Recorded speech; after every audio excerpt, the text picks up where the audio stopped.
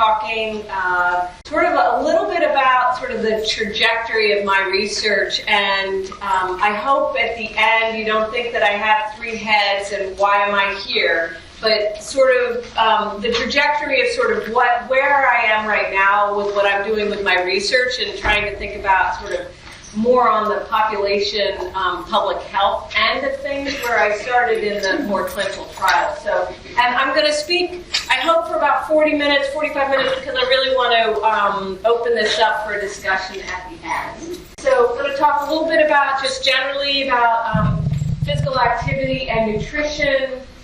In the beginning, sort of where are we, and sort of what are the sort of national trends. I want to talk a little bit sort of how are we actually doing in this area, why is it so hard to be active and to eat well, and then most of the time on our Strong Women initiative that we have that's a national program. I know that I don't need to say this in front of this audience, but I just sort of want to frame this, and the fact is that at every age, whether someone is just a toddler or whether someone is very, very old, we know that exercise and eating well is important at every age group. I always laugh because I'll get interviewed by a reporter and they'll say, okay, so what's the best age to start exercising? And I'll say, well, if you're 97 and you really haven't been active your entire life, that's a perfect age to start exercising. But if you've got a toddler and you want to help them to be active, that's a great time. So really, it is at every age we need to be as active to be eating well to really help promote physical activity. I love this photograph because, number one, my daughter on the far left, who that was a sick day, and I brought her to work, and ended up we did a photo shoot. Of course, and she's graduating from Tufts. She's a senior now, and then her niece on the right, who was 93 and in one of my research trials at the time. So really, I've been fortunate to have been able to work with women across the age spectrum. So let's just sort of hone in, and sorry, my head is so into the American diet right now. I'm on the 2015 Dietary Guidelines for Americans Advisory Committee, so I'm really thinking about what we eat. And I just want to set a few sort of tenets about sort of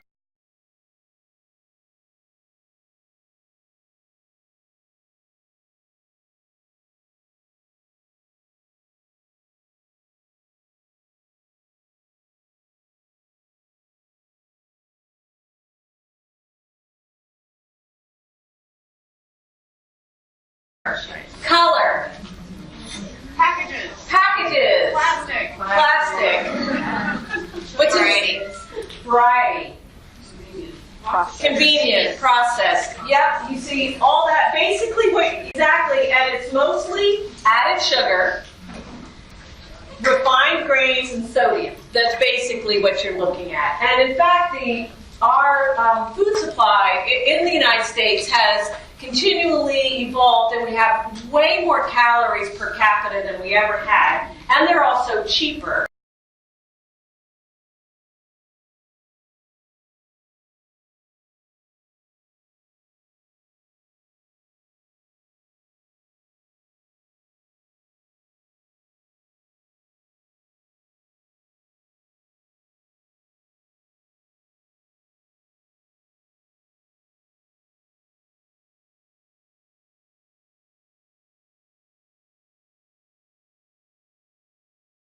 Today. Anybody have a guess? 14.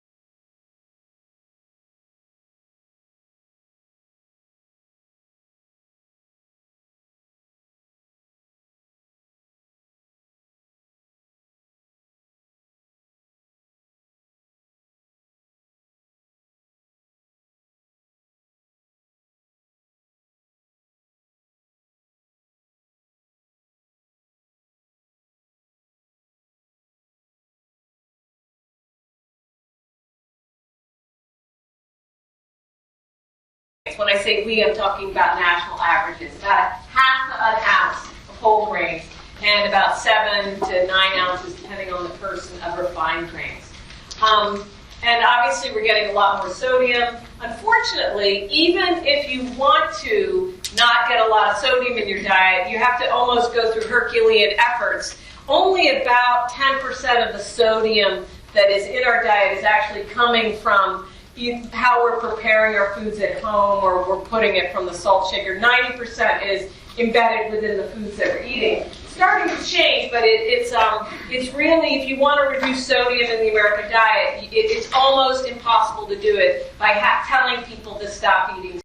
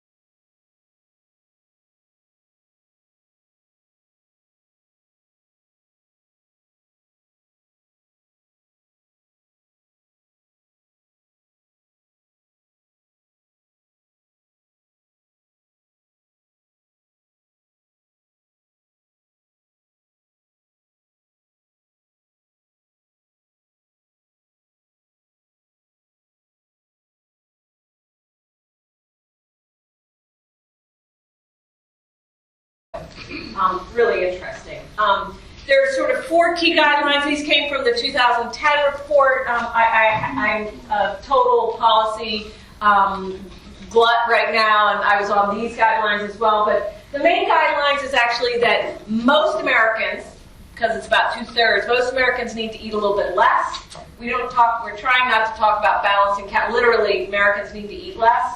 We need to shift towards a more plant-based diet. We do not need to become vegetarians, but we're eating too much animal-based foods and not enough grains, legumes, nuts, seeds, fruits, vegetables. So we need to make that shift. We need to dramatically reduce added sugars, refined grains, sodium, and solid fats, and we need to become more active.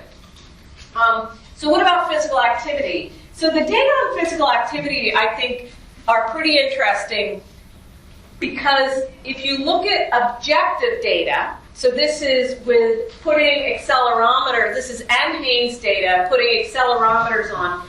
This is not self-report. If you ask anybody, and I know that you guys know this, but if you ask people how active they are, they actually report about 3 times as much activity. If you ask how much they eat, they report less. So, you got to be careful with self-report data here. But if we look at the number of minutes, this is over a 24-hour period of moderate to vigorous activity. This is in girls and women. You can see in the 6 to 11-year-olds, they're getting a little bit over 70 minutes a day of moderate to vigorous activity. Huge drop-off here to about 20 minutes. This is a total over 24 hours. And what you see with aging is you can see at every age group, we're talking about less than 5 minutes of really being moving with the oldest segment of the population. So really quite horrendous. If we look at boys and men, you can see the trend is almost exactly the same.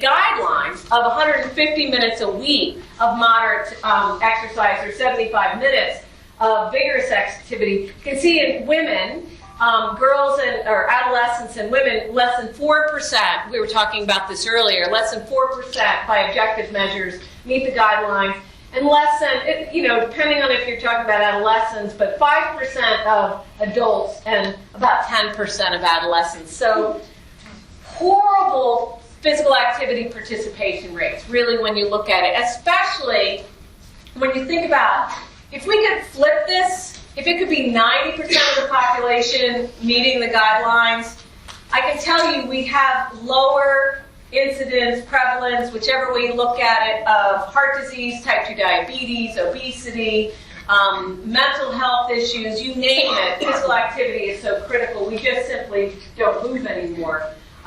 If you look at trends over time, this is the last 40 years, and you have to think about a 24-hour clock. And what we see is actually leisure time activity. This is putting on your shoes and going for a run or a bike. That actually participation rates have gone up a little bit over time. Not much, but a little bit. But then the way we work, we no longer have manual jobs. I'm not saying we should all go back to that, but we have very sedentary jobs. The way we transport ourselves, except for Dawn's husband, who rides his bike, it seems, even in the wintertime, most of the way people transport themselves is by cars. Household activity within our homes and sedentary activity has gone dramatically up. So there's a huge total energy expenditure when you look at the balance has gone down. And this whole intersection of light activity has become a much bigger issue. And a lot of interesting work is being done literally around light activity and sedentary activity. I'm not going to talk much about it, but it is interesting because, I even think about myself, who I'm pretty good with my physical activity, but I can sit for 15 hours a day, and then I go out for a run. But really, if you look at the total energy expenditure over the day, it's still not very much. I'm not saying don't give up. You should be definitely going out and exercising. It is kind of interesting if you look at it all. The average American is watching television for about 3 hours and 20 minutes a day.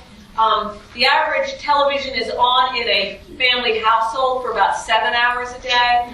And over 50% of children at the time they're in first grade, actually 1-year-olds in New York, WIC participants, 50% of these children already have a television in their bedroom, and it's one of the largest markers for obesity rates is the television in the bedroom. So take the television out of the bedroom, regardless of who you are. We have people movers, which is really, really important for people with disabilities, but we have made it far too easy not to move or to take stairs than to be moving. And while there's a big trend now to get back to walking to school, actually the way we built our communities are such that there's more consolidation and the schools are further away. This is more of a Boston picture probably than a Minneapolis picture, but we spend a lot of time in traffic jams.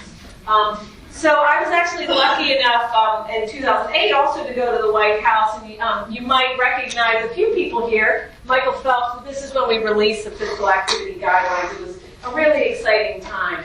So here are the actual guidelines. This is what we need to be shooting for. For children, it's 60 minutes a day of moderate to vigorous activity that children can enjoy, that are age appropriate, that they can gain lifestyle skills from, that will help to build muscles and bones and normal development.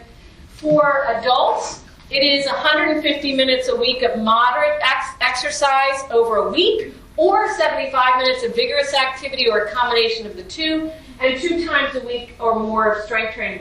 I think the key piece here that's different than what they used to be is that when we were looking at the evidence for this dose question, when we were looking at the guidelines, we couldn't find evidence at the time that it needed to be every day or 3 days a week or 5 days a week. It was more over a week that we needed it, which I think is, from a public health perspective, is really important, because the fact is that people can on the weekend be really active and meet the guidelines and gain a health benefit from it. So I think that's an important message, because it's crazy lives, and we do need to make sure that people can meet these. For older adults, the guidelines are to meet the adult guidelines, or to be as active as your abilities and your function will allow. If you're at risk for falls, some falls prevention work, balance training, and then no medical clearance is necessary. And I know I'm here in a medical school, and it's like almost heresy to say, listen, you don't need medical clearance, but we actually debated, a little bit tongue-in-cheek, I will tell you, we thought that if somebody wants to be sedentary, they should get a doctor's permission. Because it's far more risky to be sedentary when you're older than to go out and take a walk and to be active. And but we couldn't quite get that through. But certainly, if someone is in an acute medical issue, whether it is hypertension or blood glucose or detached retinas, I mean, there are times when people should not be exercising. But for the most part, the general population can be active. So key messages are really from the guidelines. Any activity is better than none. You can accumulate small or large bouts over the week. Walking is a universally great exercise. You can gain benefits at any body weight. So an obese individual who is active is going to be much healthier than if they aren't active. And really, we try to get back to, and the data supports this, that all activities can really contribute, and that people need to be thinking about the activities that they most enjoy so that they will stick with them for a longer period of time. So now I'm going to go to more of the dismal statistics. Sorry about this, but are we making any progress? And obviously, I know you've probably seen these data from the CDC on obesity rates. This is back to 1985. I'm not going to go through every year, but the lighter blue is 10 to 14% obesity rates. 95 dark blue, 15 to 19%, 20%, 2000 is yellow is over 20%, 2005 you can see with the dark red over 30%, 2010 here we are with the population, most of the population, about the average is around 33% nationally. Pretty horrific. I have to say that these numbers have driven my personal work because I started out in this field doing very closely controlled clinical trials. We kept finding out that if you do this exercise, it helps with bone density, it helps with function, it helps with frailty, it helps with glucose, tolerance, it helps with heart disease, mental health, with sleep. But we would keep doing these studies, but yet the population needle wasn't changing at all. And that's really what has driven my work to start thinking about what can we do that's different.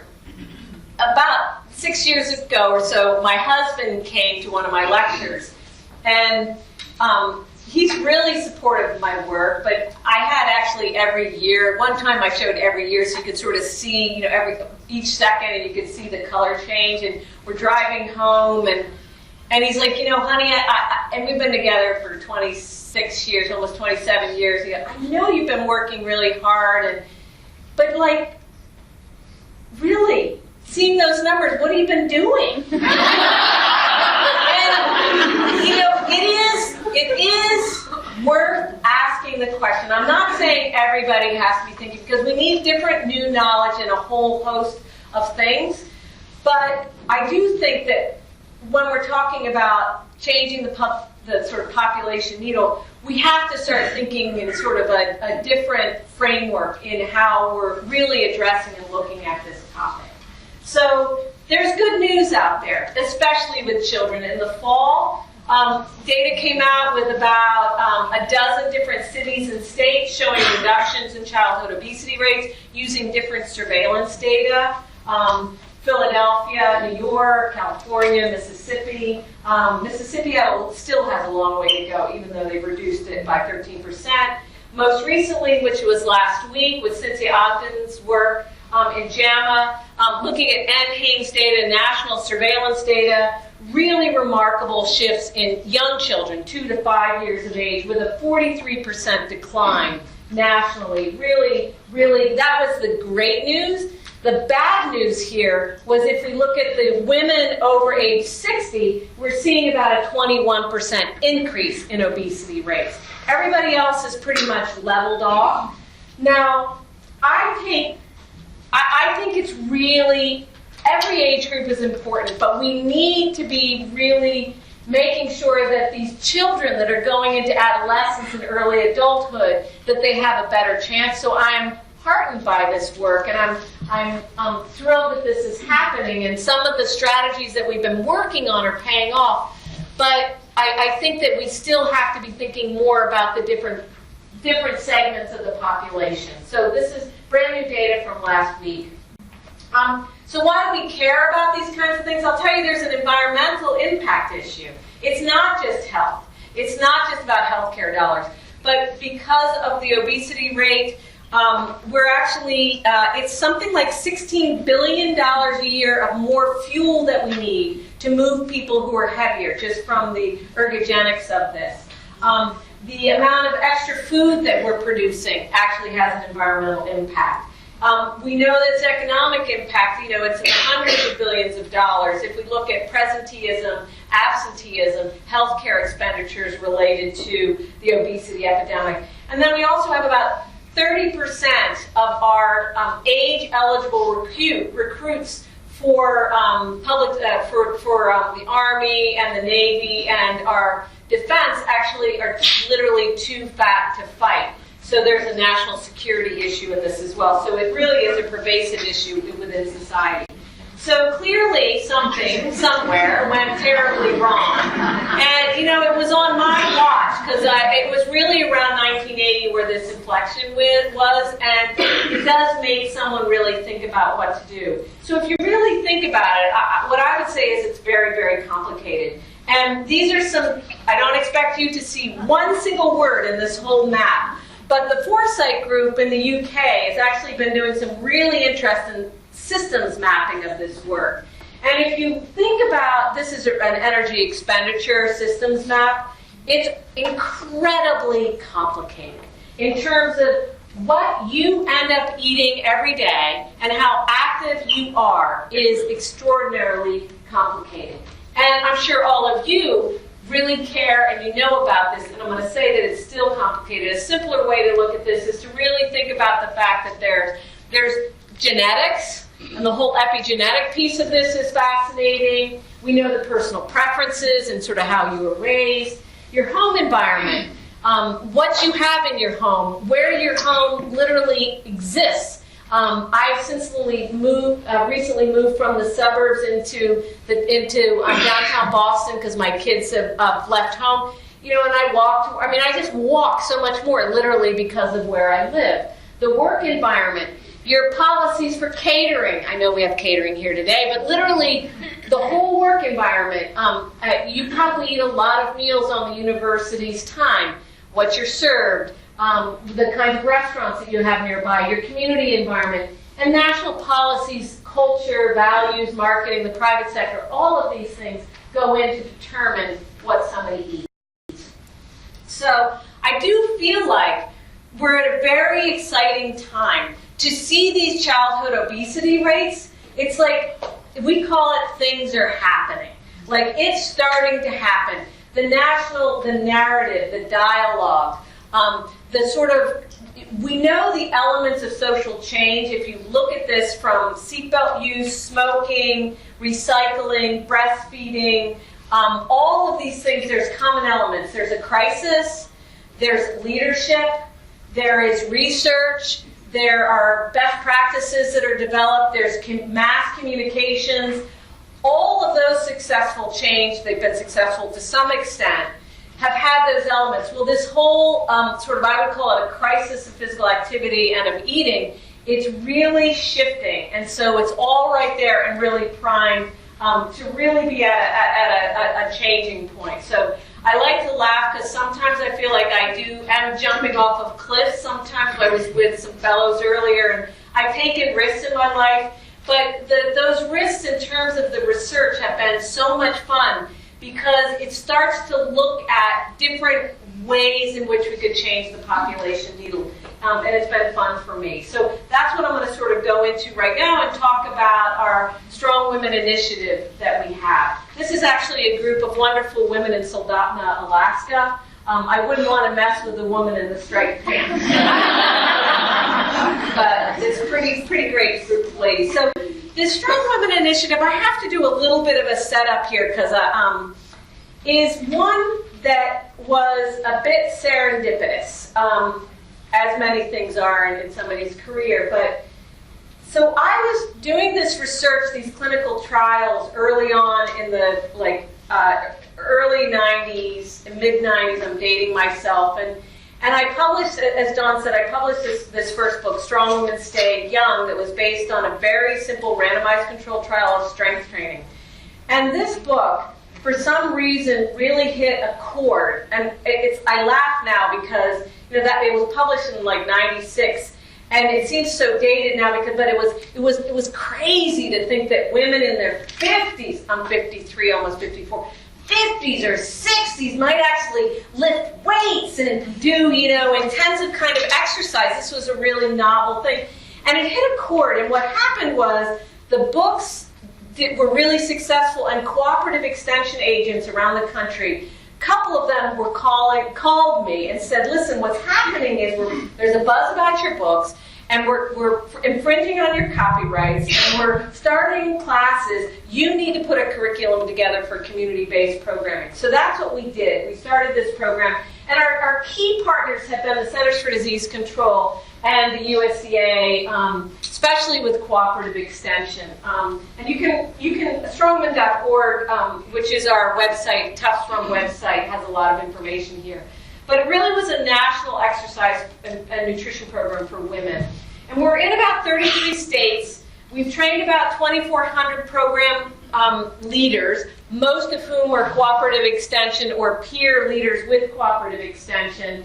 And the states you can see here in blue, some states we have much bigger programs: Alaska, Oregon, Montana, Colorado, Kansas, Arkansas, Wisconsin, Missouri, and Pennsylvania are our largest states by far. We estimated, like Arkansas, we reached like 40,000 women a couple of years ago, the latest data that we had. We don't have great surveillance data, but it's really been fun. But it's given us a platform to really actually improve our research. So while usually academics should not be, when they're assistant professors, publishing trade popular books, in this case, for me, it really helped to spur on a whole research agenda in community-based programming, where we really continuously we do our community programming, we do research, and then we really try to inform it with the goal of improving knowledge, increasing access, changing behavior, and ultimately really changing sort of social norms. I don't think we're there yet, but it's certainly a piece of the puzzle. We have this vision where we Strongman envisions a diverse community of women who are fit, strong, and healthy.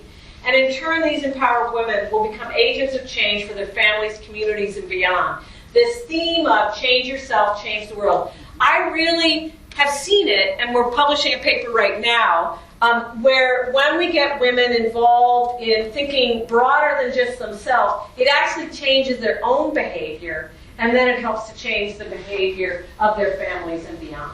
So we have three main programs. One is our strength training program. That's what we started with. I'm not going to talk much about that, but we have done like a 5-state evaluation and shown improvements in strength and functional outcomes with older women. Our Healthy Hearts project, I'll talk about just a little bit, and then I'm going to talk about our social change project.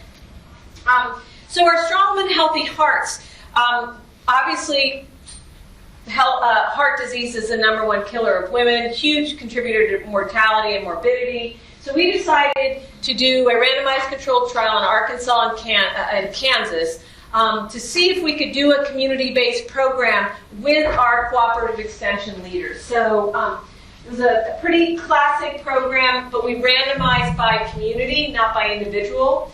This is Mount Ida in Arkansas. We went to very small towns. We went to 8 different communities. These were all women over the age of 40. Average age was about 65. They were randomized to either a nutrition, this was a pilot project, to a nutrition and physical activity and behavior change program, or a control program, delayed intervention. And we saw that they lost body weight, their waist circumference was reduced. This is in the experimental group. Calories went down by a 7-day food record. They were eating more fruits and vegetables, less saturated fat, and they were more active. So we were able to demonstrate in this pilot that we could do this in the community. We've since now taken it nationally through a USDA grant, and we've worked with about 20 different states and over 100 program leaders. That data we're just analyzing it right now, but it looks very positive. And we did have, we did a very big enrichment in the state of Pennsylvania, and that was also positive. So that data is forthcoming, but we're really focused on how do we get this out there in a public health setting. I'll tell you our biggest challenges, we've really had a hard time getting African American women. So now we're actually doing a supplement. We have a pending grant to really actually shift this and to really focus more on African American women and getting them involved. So we haven't been as successful with that group. So now shifting and talking in the last 10 minutes about our Strong Women Across America group. So program. So I sit there and I think to myself, wow, we've got we don't exactly know, we've got tens of thousands of women across the country that are participating in this program. We've got leadership in these communities. I think we could do a project where we use an element of leadership identification and civic engagement to get people to come together in small rural communities to try to shift the physical activity, nutrition, food environment within their community. So this was sort of a crazy idea using a civic engagement model, but it was one in which if you start to look at the communities that were doing better, there's more social capital, there's more cohesion. We wanted to try to create it. So what we did was we formed what we call change clubs. And this is a group of women who, most of whom had never been involved in any kind of civic engagement before, but they were all women who've been mostly participating in our strongman classes. So they had already embraced this personally, but then we were trying to take them a step further to get more involved, to think not only about themselves, but to think further. Most of these women, average age was about 65. They were retired, had a little bit more time on their hands than just raising their kids. So they were sort of ready to do this, but they had never been given the tools to do it. This is a group in Choteau, Montana. Has anybody ever been to Choteau, Montana? It's a great little town, isn't it? It's an amazing town. I just fell in love with all these little towns. So we started in Kenai, Alaska. And we went from Kenai, Alaska, and then we actually flew, I'm afraid to say, to Seattle, and then we drove across the country, Choteau, Montana, Fort Collins, which was the largest town, but we had a lot of capacity already built there, Pratt, Kansas, Camden, Arkansas, Lamar, Missouri, Clinton, Wisconsin, and then Broadheadsville, Pennsylvania. And we did this, we did a lot of pre-work. I'm not giving you all the story behind it, but we identified leadership, we did some pre-work, and then over a 9-week period, we drove across the country. There was a self-serving piece here for me, I will tell you. I sit in an office, or I get on a plane, and I sit in a conference room a lot. And I think that sometimes you've got to get out in the community to actually see what people are doing. And I've gotten, sort of in my leadership, I've gotten 3 levels above it. And it's really important, I think, to really see firsthand. So this was 9-week total immersion in rural health across the country. It was really amazing. So our goals were to have direct observation, and then to really use a civic engagement, grassroots approach to identify leadership, build capacity, create community change, idea generating, and empowering through our Strong Women program. So we did, within each community, we identified a leader. We used very much sort of community-based participatory research practices, but we did need to identify a leader in each of these communities that was willing and interested in embracing this concept. They then recruited a change club, mostly of women that had been participating in Strong Women programs, but then other people in the community who they thought might be interested. When we were in the communities, we helped them to define what they felt was their noble purpose. So I didn't go in and say, you need to work on, walk to school program or reducing sugar sweetened beverages in, communities. It was more that I helped guide them to come up with their own noble purpose of the Change Club.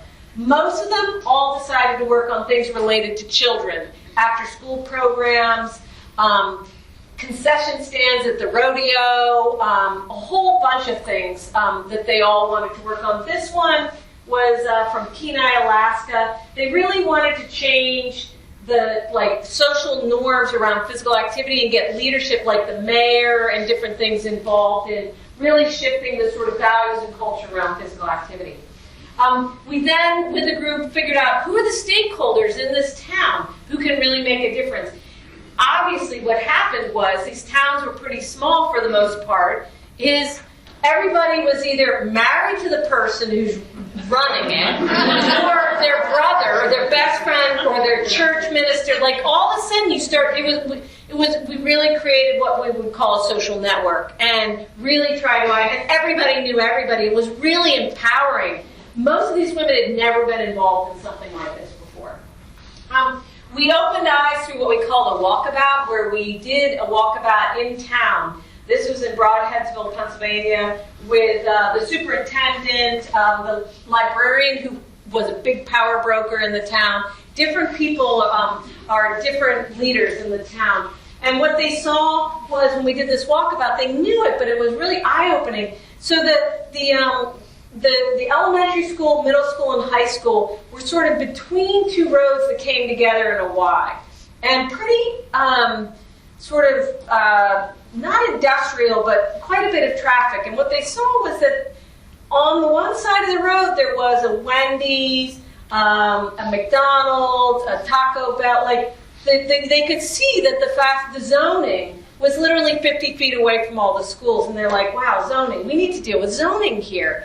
And they also realized you couldn't cross these streets. So even if someone lived a quarter of a mile away, the kids couldn't walk to school. So there were a lot of different ways to be thinking about this and opening the eyes of the community. I'm not saying we could really deliver on everything, but it was a real different way to look at their community. We also did home visits so people could really look into their own behaviors. What I found, I was very inspired. It changed my life. In Kenai, Alaska, in Shoto, Montana, this is in Pratt, Kansas. The food preservation of these women was astounding. I've become an avid canner and fruit preserver, and it's so much fun. They were so inspirational to me. The amount of, anyway, I won't go on, but it was very inspirational. We did a lot of road mapping and thinking and developing benchmarks for reaching their noble purpose. And then we also, because I think women underestimate their personal capacity, we did a lot of team building and sort of a physical activity challenge. Up on the left is a butte in Shoto, Montana. That was the trickiest one for me, not because it was difficult, but there's rattlesnakes everywhere. I didn't see any, but we did 2 advanced walks the week before, and every time they had seen a rattlesnake, so I was freaked out. We did some ropes courses in rock building that really helped to really bond these people together and break through a lot of barriers. We used social media. We had a Facebook page. We did Twitter. We kicked this off with about a 3/4 size article in USA Today on sort of change yourself, change the world, which really helped to sort of launch this. We are now in the process. We've got 6-month post our visit and a year post visit where we're looking at how well they've accomplished their benchmarks, and that paper will be submitted pretty soon. And with the exception of one town, I won't say where it was, everybody, really, the change clubs are still going, and these women, they've sort of morphed and they're doing different things, but it's really amazing to sort of have been able to sort of create that capacity. This is the mayor of Camden, Arkansas, and he said, if I give you the keys to the city, you won't say anything bad about our town, right? So I won't say anything bad about Arkansas. So observations from the tour, obesity was everywhere. Readiness for change was much higher than I expected. Universal concern by these older women for their children. Crisis of fitness. We did some walking. We did adult fitness tests. I would say 80% of our women were in the poor category for fitness. Many of them couldn't walk a mile. It was really unbelievable. Crisis of fitness. Every woman should be able to walk a mile. I think it's really, really important. There was a real culture of no walking across the country. Food access was mixed. You could seek it out. I'll show you some funny pictures in just a minute. Great leadership potential, but they didn't know where to start. And economic constraints were real. This is actually an emmer wheat field. I told Dawn this is an emmer wheat field. We visited some farmers along the way. This is in sort of the middle wheat belt of Washington. It's an ancient wheat field. We visited an elk burger in Alaska with French fries. We really worked hard to try to eat well. You can imagine trying to eat well across the country was not easy. Most times it was easier to go to Walmart and get a lean cuisine and a beer than anything else. It was really, really hard to eat out across America. I could write a whole story on eating out. We stayed at a lot of Super 8s, and we only got bed bugs once. And it was not a Super 8, by the way. So it was really quite an experience doing this project. So really what I would say, there's an urgent need, and we need to accelerate the pace of change, like all of us, no matter where you are in society, but engaged citizens to promote health in their communities. Build and redesign our rural communities to enhance good food and active transport, promote daily walking, and build a food and activity culture across the nation that makes healthy choice the easy choice. What's next? We're supporting these communities, but we're not leading them. We are monitoring their progress. We want to understand the barriers and the opportunities, and we want to use the knowledge gained to really influence and infuse other research moving forward. I'm really thrilled because we just had an NIH grant accepted to do a massive work in Montana, the whole state of Montana, and basically really go from the blanket the state with change clubs and some other models of, but using the change club as sort of the model for creating public health change. So we're really thrilled to have that. And I really do believe we need to come together with a shared interest within each other and our community. And I do feel like we can, and it's time that we can change the world. We need to think about our own homes. We need to think about our own communities, our work environments that we're in, and that will have a shift in society. So I'm going to end there, and I've got about 10, 15 minutes for questions. And thank you so much for listening to my story. Thank you very much.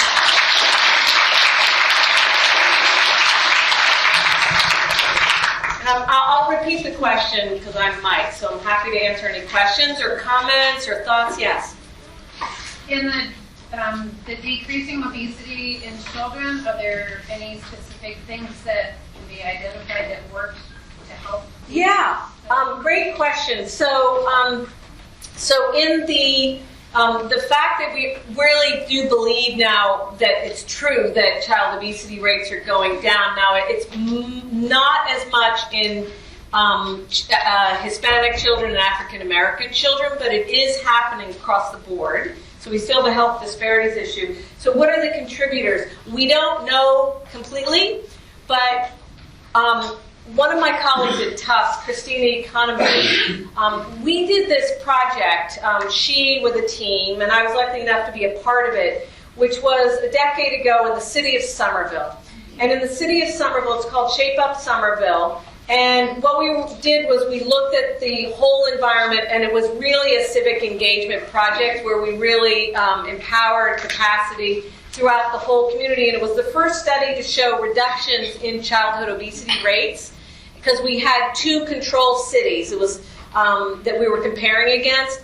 That work with policy changes, with literally changing contracts of like the school food service providers, getting really upstream at the sort of predictors of what's being served to kids, and working with Parks and Recreation, working with parents, with social media. At the time, it was the local newspaper. It was a multi-pronged intervention.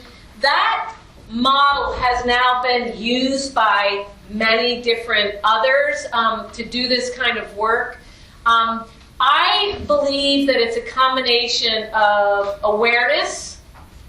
We have had a crisis. We've got a first lady that's behind this. Now, she's only been in office for, 6 years or so now? No, is that right? About 6 years? 6 years? 5 or 6 years. So you can't totally say it's all sort of, but that rhetoric, that national narrative. We have had companies, food companies, that have shifted the amount of calories by trillions of calories in our food supply. We have local municipalities, mayors that have really decided that they're losing, like businesses are deciding not to relocate in a city literally because of childhood obesity rates. So you have municipalities that realize that they are losing out on tax dollars because of their childhood obesity rates. And then we have national policies that are shifting. We've really gotten all the sugar-sweetened beverages out of elementary schools. With child care centers, there's more national policies for foods and physical activity and screen time. So I really believe it's a whole host of everything coming together. And it's hard to point at one thing, but it's been this soup, if you will, this stew that's all come together. It's like now's the time to really put the foot on the pedal because we have some traction. But if we don't, I can tell you it's not gonna stick. So yeah.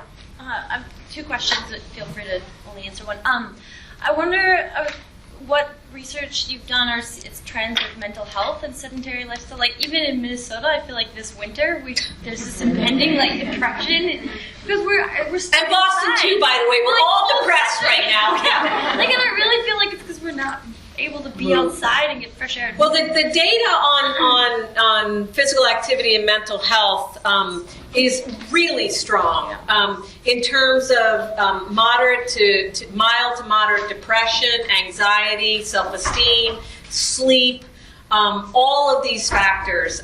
If people are more physically active, it is very powerful. My hypothesis, and there is some data to point this out, but if we really, really, truly got children moving in a more than the data that you're seeing, we wouldn't be having these behavioral issues that we're seeing in school. I don't get me started on, having 3 kids, my oldest of which is a professional rock climber, so like he could not sit still in school when he was little. If they had just been able to be more active, I know that would, and it's changing. We have a massive project right now with getting more physical activity into schools nationally, and I think it will help with behavior. The data, academic performance and behavior, both are improved when children are active. So the mental health pieces are huge, and I think under embraced and supported. So what was your second question? Sorry. Just wondering what if there's any concern out there of this becoming too political, like with like Obama, Michelle's campaign. I feel like there's this general. Yeah. So it's a really good question, and she has gotten and some of the work that our group has certainly done. We've gotten a ton of flack, like stay out of my kitchen. That's the thing we get, like stay out of my kitchen. Don't legislate. Don't put policies into place, and don't tell me what to do. And if she were a Republican or a Democrat, she'd be getting the same thing. What I would say is, okay, but the marketing dollars are what is really like you are heavily influenced by marketing dollars, and your children. The marketing, and that's really shifting. There's a lot of policy work that's being done on marketing to children right now. But the marketing of really unhealthy foods to children is really what I would say tell the companies to stay out of your child's life. And I work a lot with the private sector because I think we need to come together. And some companies there's a lot of volunteer marketing that's going on and things are shifting. But, I don't think the people that are saying stay out of my kitchen, they don't understand how profoundly influential the marketing dollars are on what dictates what their child is eating. So I think that it's trying to understand that. So, and if we don't, I don't think federal policy is going to get us out of this. I think we have to really build a culture of health throughout all the segments of society to really shift this. But it's going to take time, but we're really at a tipping point. So, but great question. Yeah. A question about the increased obesity rate among the older adults.